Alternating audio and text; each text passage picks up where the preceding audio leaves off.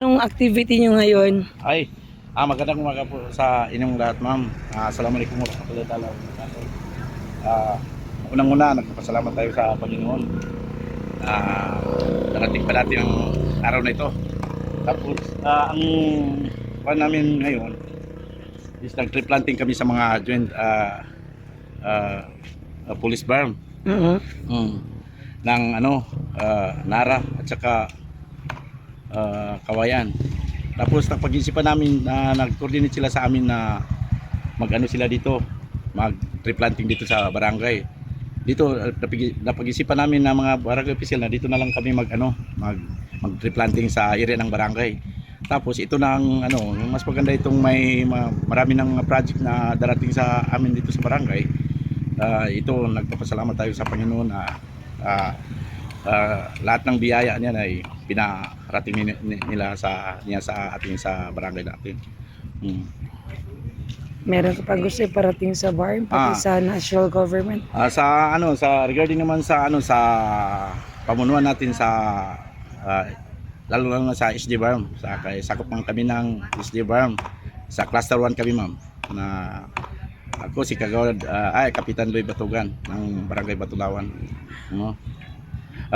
Regarding doon sa natin sa mga lalo na sa ating pinakamamahal na Chief Minister natin, Balawag Ibrahim, nagpapasalamat ako sa kanila sa lahat ng mga staff niya, sa MLG, sa lahat ng parliament na sa barangay namin is nakamtan talaga namin ng lahat ng suporta nila dito sa amin.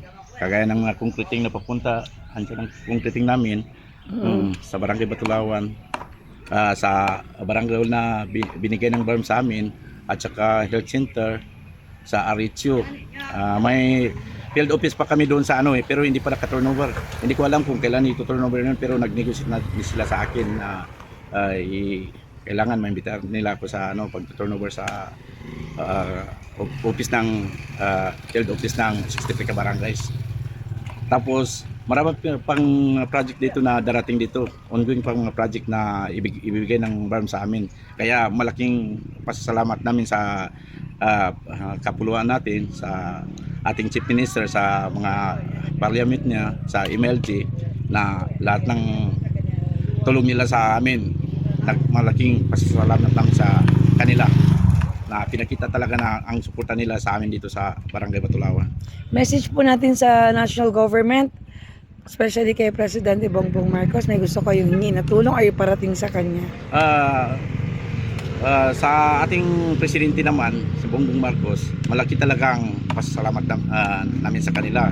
Kaya kung hindi sila ang pulot dulo ng pagkamit natin ng kapayapaan o di kay ng BARM, kasi sila man ang mismong nagbigay, nagtulong-tulong sa paano natin makamit itong inihingi ng Bangsamoro government.